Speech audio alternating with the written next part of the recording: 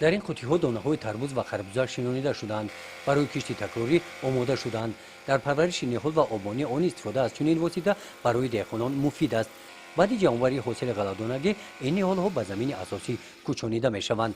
در دهه جوریز ناحیه وسیع انا همین طور خوجگیداران با کشت تکراری آماده می‌شوند. در یک وقت با پرورش تخمی دولتبک گلمیرزوی و قطعه زمین نزد حولگی منزل استقامتیشان را که همگی 4 سوتیق زمین را تشکیل می‌دهد هر یک وجب آن را ثمراناب استفاده می‌نماید.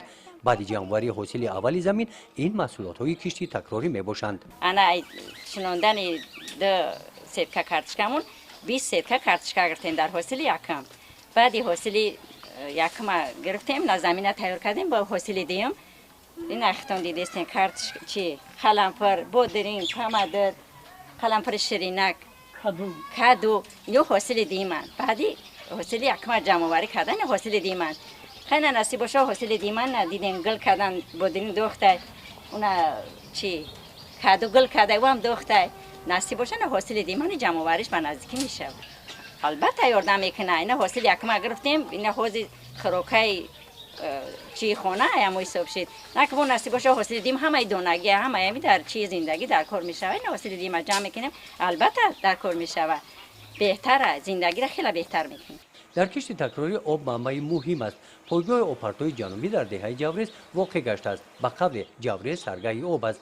از همین انشاءات آبی پنج شفاف و شیرین و خنک زیاده از 5,000 هکتار زمین‌های جماعت دهاتی به نام عبدی عوض و ناحیه وسیع آبیاری کرده می‌شوند. این قسمت پایگاه برای آبیاری زمین‌های نزد حولگی روانه گردیده است.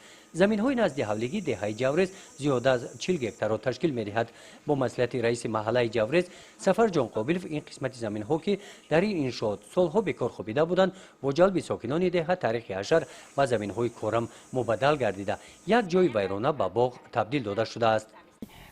بزرگی هم نویای وشده هم بیشترین هم دهه جوریز میبرند چی میکنن وقتی که هم حاصل شد همش هم بزرگ میبرند خیلی چی میکنن ارزان میشه واقعا وقتی که حاصل فراوان شد محصولات ارزان میشه برای هم بهبودی خلق. سفر جان قابلوف رئیس کمیته محله دهه جوریز میگوید که امسال نظر به سال گذشته موسم آبیاری زمین‌ها بروقتر شروع گردید.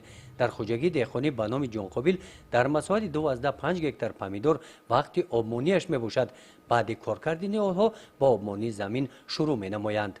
ما در هم چی هم خوجگی دهخانه هم اهل اویلای خدمون کار میکنیم ما امی وقتی که حاصل میشوه ما هم بزرگ ناحیه وسیع تامین میکنیم ما حاصل خوب میگیریم هر سال خیلی مهنت میکنیم مهنت که کردیم حاصل فراوان میشه این خدمتتون دیدید ما کار کردیم حاضر نصیب باشه ممکنه هم دم پس در خوجگی دهخانه جان قابل در خطر آبچکاری خوجگیداران با باغکاری هم مشغول هستند.